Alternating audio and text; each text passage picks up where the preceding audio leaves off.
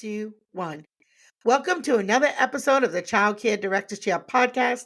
I'm your host, Erica Saccoccio, and today's episode is a special one for all the women who are not just running childcare programs, but making a difference in their communities and paving the way for economic mobility. Whether you're a family childcare provider or an owner of a center-based program, this episode is for you. We're going to talk about the power of being a CEO of your childcare business and how leadership and business development and finding your voice in advocacy can really help you create a long-lasting impact, both financially and your success. I'm thrilled to have my friend on, Jerletha McDonald, who is here today to help us dive into this conversation. She is a powerhouse in the early childhood field, and she's not only a business owner, but a leader advocating for change and better opportunities for women in the ECE space. Thank you so much for joining us. Welcome to the show. Oh my goodness. Thank you so much for having me. I am such a fan of yours, and I am honored to be on your show today. So tell folks a little bit about your journey and how you got to where you are today as the business owner and ECE professional that you are. Well, so I started off in family childcare. I had worked in the hospital as a lab tech, lost my job, was pregnant with my son, and I had two older girls. And so it was the summertime, so I was just home. And one day, my husband at the time came home, and I had a house full of kids. I always had kids, right? The neighborhood kids. And he said, "You need to start a childcare." And I looked around, and I said, "You know what? You're right." So I started a childcare and it just went on from there. And then I knew I didn't know anything about the childcare business. So I changed my major to child development, graduated with that. And then I knew it was more out there because I wanted to do more. So then from there, I knew that it was other women like me who needed resources and opportunities as well.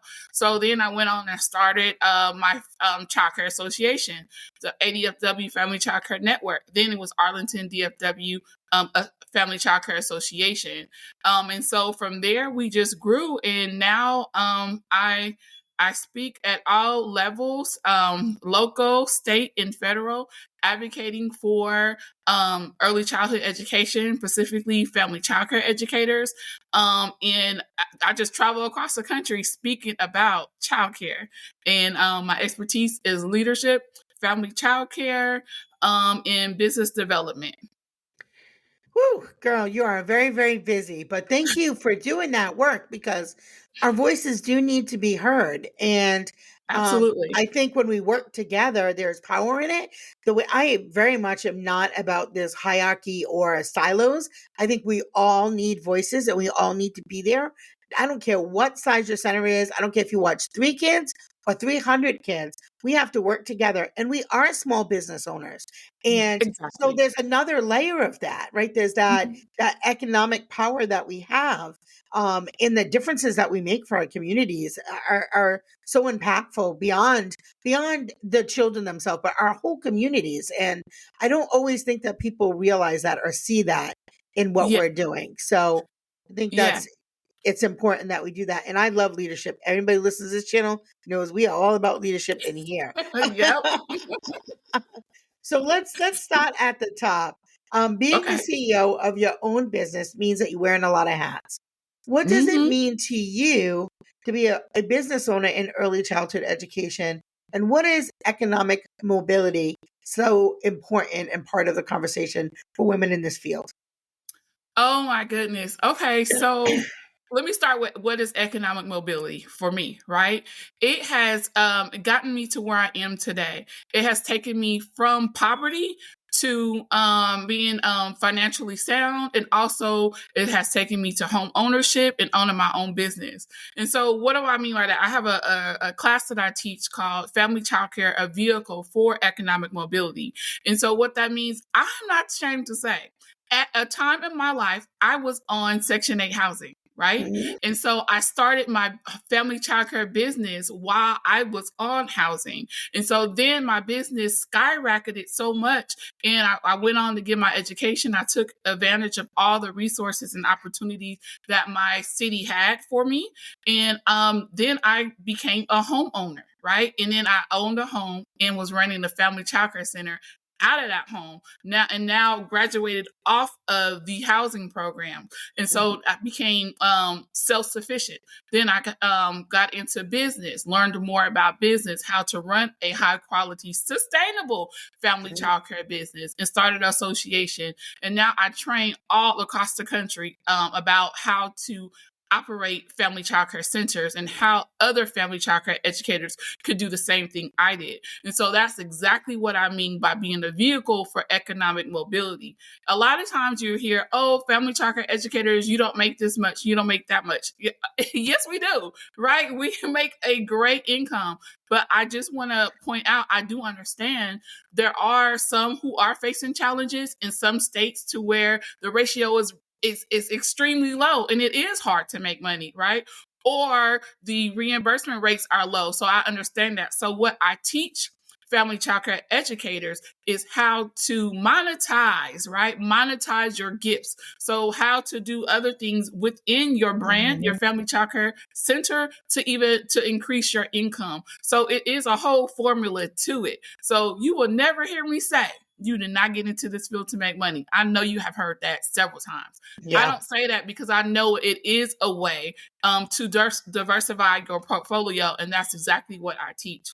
And being a CEO, it's just what that is. I am the chief executive operator of my brand and of what I do. And I teach other family childcare educators how to do that.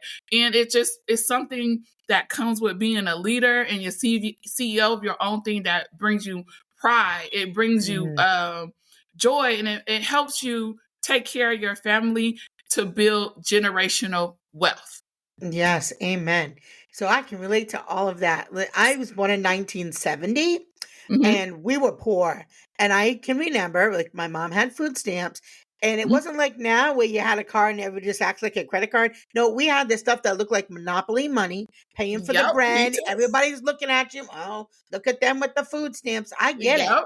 I get it. And so, obviously, just like you, I've come a long way, but I feel like there's a little gift in that of maybe I kind of didn't feel so bad about being poor because I learned a lot. I learned how to survive. You learn a lot of skills that transfer over when you're running a business. We certainly know how to Mm-hmm. run a budget, right? We know how to say Mm-hmm. yes to things and no to Mm-hmm. things. And when we say no to things, it's because we want to, not because we have to. So I Exactly. think that, yeah, I think that that's important. And so often we focus on care and education that we provide, but there's also that business side that's so critical. So why Yeah. do you think business development is so important? And no matter how big or small your program is, and maybe what are some ways that directors, especially those with smaller programs, can start to think about being more strategic for their business growth? Oh, I could say retirement. So think about doing something that you love to do and then retiring one day and you have to go get another job. That's not retirement, right? And so oftentimes family childcare educators, they run a business for years and years and years and never put anything up for retirement. I was one of them at a certain part of time until I learned about the importance of saving and investing your money. And Mm, so running a business, you have to know your numbers. Even if you are in a family childcare, if you have a family childcare center, you have to know the numbers. How much does it cost to operate your childcare business? Each child, how much money are you going to make per child? How much money does it cost to take care of that child? mhm, You have to know your cash flow, how much money you have coming in, how much money you have coming out. Just because you're in a family childcare home does not mean that it's not a business. Also, separating your personal from mhm, your business. All right. mhm. I had to learn all these things, and also paying yourself and having a reputable CPA. Okay. Yeah. And not one lesson that I have learned that really changed the whole game for me is, when you first get into business, whoever does your taxes may say, oh, you can write everything off, write it all Mhm. off. I Mhm. did. Okay. So when it came time for me to purchase a house, I was denied because I looked like I didn't make any money. Right. Mhm. And so at that day, that guy, I never forget, he taught me, he was like, look, you're making a lot of money, right? And you can't afford this house, but I need 2 years of taxes showing me Yep. how much money he made. They made So a I had to profit. go back Mhm. and research and rethink things, go from I call it a fixed mindset to a growth mindset, go from a poverty mindset to a generational wealth mindset. And what I mean, those tax returns we used to get all the time, Mhm. the big old tax returns. I'm like, okay, I'm out. I had to reprogram my mind. I'm in another bracket, and that is Yeah. okay. Right. So I had to learn all these things. So my thing is, you have to think of yourself as a business. You have to restructure your brain to think, I am running a viable business and I have to run it like that. And then Yeah. everything else falls in line. So that would be my advice. Yeah, for sure. Wow, that's really great advice. There is, I don't know if you know, I'm gonna probably say her name wrong, Nikita. She runs Tax Pros. Tax So pro, she, yep. yeah, I love her. Yep. I love her. If you don't follow her, you need to follow her. But she talks about not only having a CPA or bookkeeper, but you need a tax strategist who can Boom. help Mm-hmm. you Mm-hmm. come up with the best plan, right? You want to show a profit, Yes. but you also want to make sure there's that balance that what things you can write off, what things you don't want to write off, because you also need to have that profit shown. And then when you go to sell, right? If you're running a center and you're thinking in 5 years you want to sell your business, you're going to get a lot more money if it shows that you made a profit than you've lost money for 5 years. Nobody wants to buy that, right? Or Absolutely. at least the value that the dollar you can ask for of your business. So as you think about, as you said, long term money coming in or buying real estate, and maybe you just keep your real estate building, right? Use that in your Right. portfolio, and then do the Yes. other things. Because I, like you, want to continue to travel the country. I love it. Right. Travel is fun. Meeting people is fun, and that is my future. I am 55, and I'm gonna be out there for another You 10, got 12 it, years. girl. You already there. I see you. I see you. So And I'm what gonna I keep doing that. Yes, I see you. And guess what? There is space for you. There's room for you. No one does what you do, how you do it. And that's what I tell other entrepreneurs. We all have a unique, special gift. Hmm. Get out there and get it. And I'm talking to myself too, because Yeah. sometimes as an entrepreneur, you're one of your biggest critics, right? You get on Hmm. yourself so hard, but like this is my space and I'm going to own it, right? Yeah. And that's that. And so, yes, I'm such a fan of yours, and I love the Yeah. work that you do Thank and what you bring to our field because this is what it is moving forward. We are the future of childcare. Right? you. It's no longer cookie cutter in the center, going to Mhm. conferences and coming back to your center. That's it. No, we out here. We running Yeah. our own conferences. We have our podcast. We're training. We're traveling. Hmm. We doing retreats, all kinds of stuff, right? We Yes. are doing it. So what has changed, right? What we kind of been doing, but now it's like really exploding is women of color like ourselves are really doing a thing, right?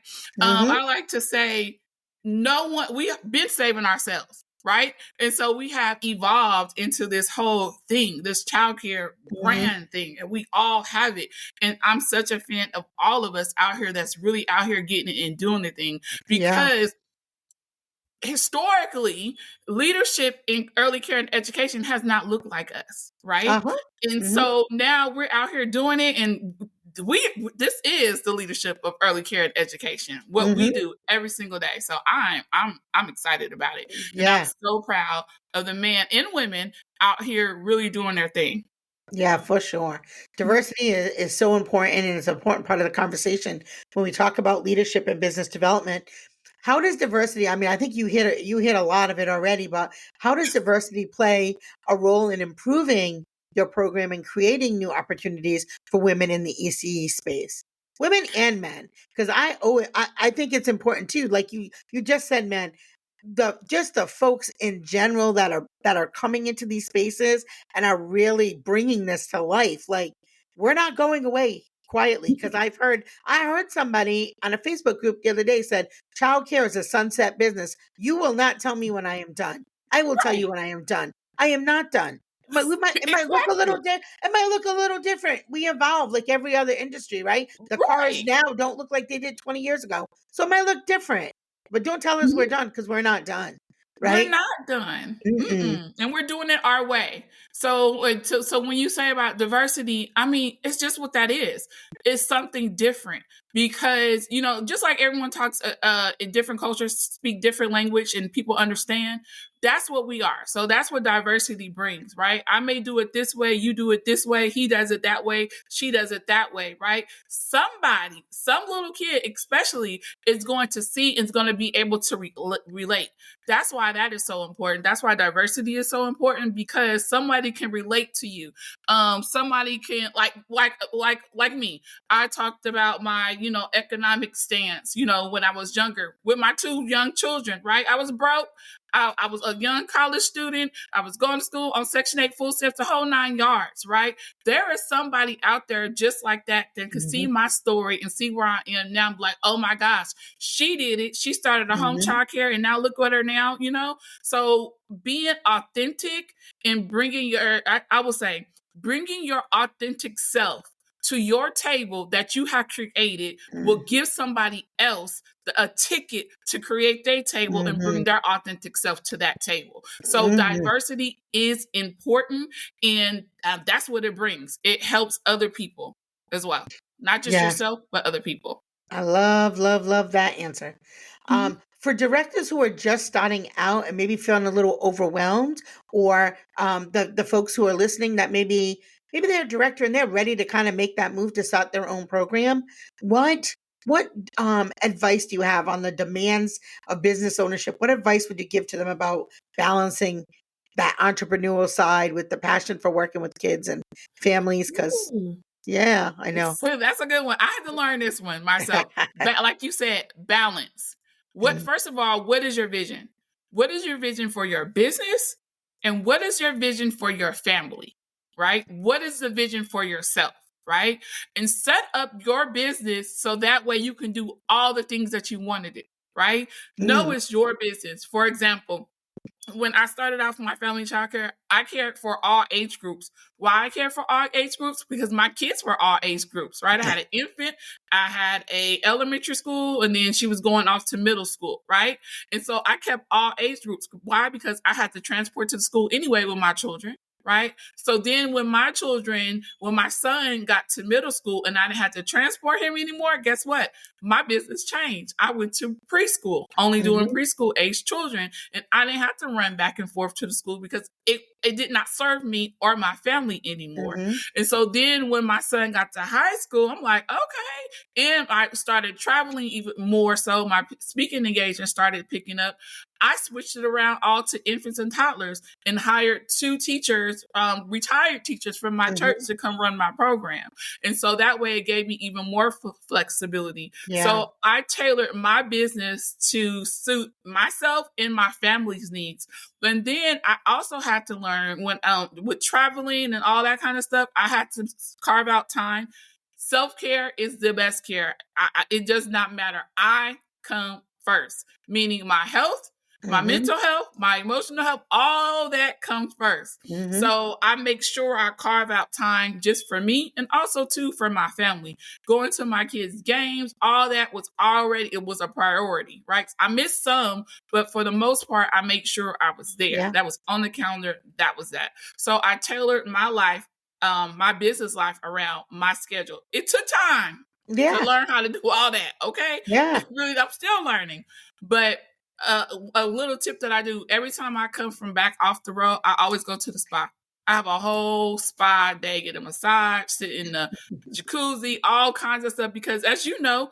traveling and speaking and training, that takes a lot. That's a Yep. whole thing, right? So I make sure I take real, real good care of myself. And you know what? I ain't ashamed about it either. I will No. take my self care may look different than someone else's self-care Mm-hmm. because how I travel a lot. I shut down for a whole week, maybe 2, 3 if I need to. So what I tell people, your self-care looks different than other people's self-care, but make Yeah. sure you prioritize Yeah. yourself. Check in with yourself for sure. Yeah. Mhm. Um, is there, what do you want to say, um, that I haven't asked you? What other things would you like to really talk about? Because I just love talking to you, so I'm just gonna go off script, and we're just gonna wrap. We're just gonna talk. So, what other things do you think that folks that are listening really, especially in the family childcare, because a lot of the folks I talk to are center based, and I know that I have so many folks out there that listen to my channel that are from the family childcare space, and I Uh-huh. want them to know I see them and I love them, and they have a voice here too. So, is there anything that I didn't ask you that you really wanna share? Yes, your network is your net worth. A lot of people ask me, how did I get to where I am today? How do I have so many connections? How do I know everybody, right, in the field of early care and education? That is because I attend national conferences, right? I plug in locally as well. So I will highly recommend that all early childhood educators, whether you're in a family check or home or center based or whatever, that you are part of a national association. Okay. And so one association that is like a couple of them, near and dear to my heart is the National Association for the Education of Young Children.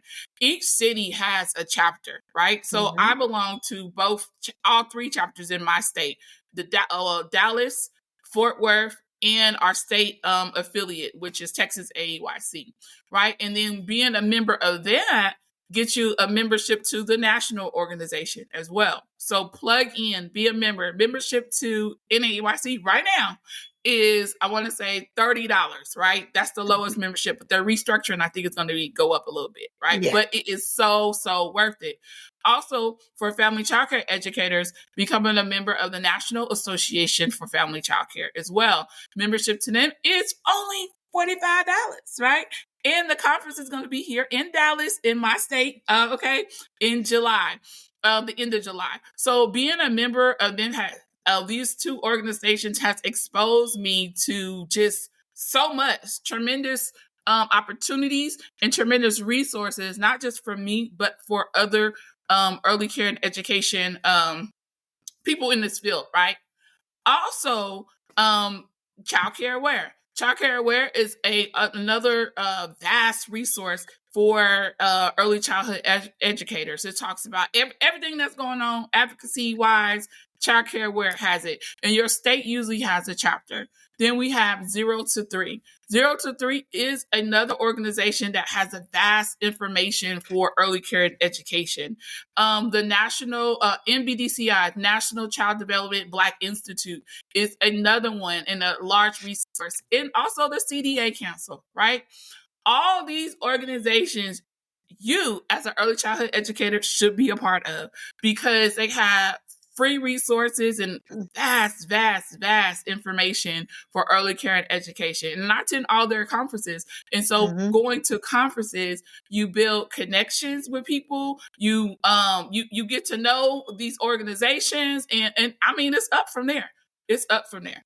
So Yeah, yeah, we that's why. love yeah, you named a lot of great organizations, and we absolutely love the CDA Council on Woo, woo. this Yes. podcast.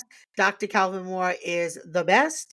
Yes. They're That's actually my buddy. one of the sponsors of our conference, which I was so humble that they sponsored us. This is our first conference that we're having, and they were they were like the first ones to be like, "We're in. How can we support you?" And I was like blown away. I was like, "Wow! Like, thank you." But they're Yes. such a great group. I just had 5 teachers this month get their CDs. 5. I'm like, That's what yes. we just, we have a cohort. They just all support each other, and that's really it's really what it's going to take for us to really elevate is really everybody just supporting Yes. each other. Yeah. And they Yeah. want us. They want to hear, these organizations want to hear from you what you have to Absolutely. say. I mean, I'm telling you, I know every last one of these organizations. I work with, I know, and I'm telling you, they have so many resources for early care, for the early care and education field. They really do. So I would say plug in somewhere. Plug in somewhere. I love it. I love it. Well, Mhm. for those of you who are listening, we want to thank you so much for joining us today and our wonderful guest. Thank you for sharing your wisdom, your experience. I know our listeners are walking away with a lot to think about when it comes to being the CEO of their own childcare business. Whether you're Mhm. just starting out or you've been in the game for a while, remember, you're not just a childcare provider. You are a leader. You are an entrepreneur and a voice for change. So thank you for tuning in. I'll catch you next time on the Child Care Directors Chair podcast. Keep leading, keep advocating, and keep doing the incredible work that you do. Thank you so much. Have a great night. Yay. Thank